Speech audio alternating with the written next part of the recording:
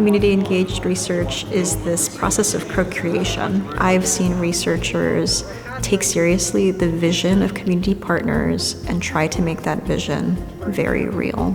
I think any research should be trying to make our communities better. Community partners' fingerprints are present throughout, and we're becoming better researchers on the whole.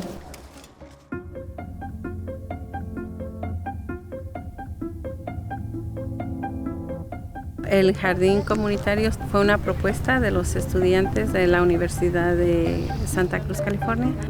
Con el tiempo y ahora ya con casi 10 años teniendo relaciones entre la comunidad y los estudiantes, es hermoso. It's not so much coming in here with the intention of doing research, but it's coming in here to ask, where do you need help? Where do you need support? Our research that we have has actually emerged from those conversations. This research project is really focused on understanding STEM learning in the context of the garden.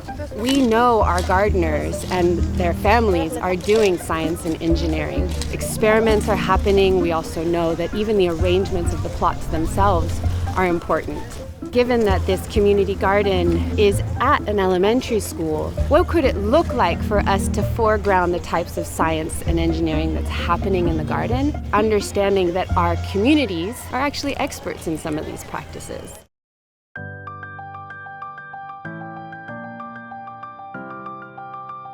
We're studying the wildland-urban interface, so we are studying the intersection between California's housing crisis and increased climate disaster in the region. This research is important to the long-term recovery group because it helps inform us. We're the glue that moves the recovery process forward, both for the CCU fire and for the winter and spring storms of 2023. I think there's a lack of knowledge.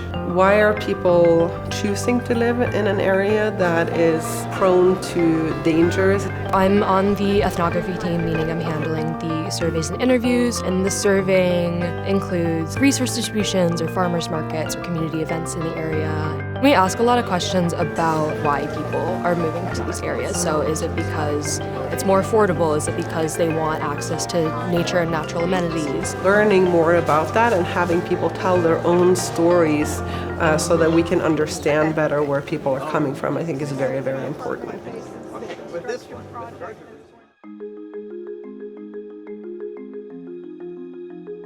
Watsonville is in the Heart is a collaboration between UCSC and the local Filipino-American community to document the history of Filipino farm labor and migration to the Pajaro Valley. My father came to Watsonville in 1928. My grandfather came around the same time. I'm just here to honor and preserve their heritage and history.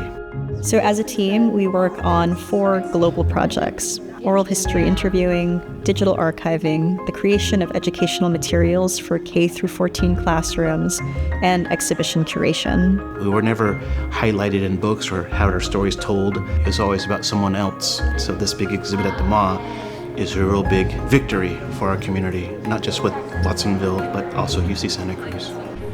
The MA has been essential to this project. I think its location in particular has made it really significant for our community partners to access and for people in the larger Santa Cruz town to be able to come in and see stories that they might not be familiar with or that they know very well on display in a really professional way.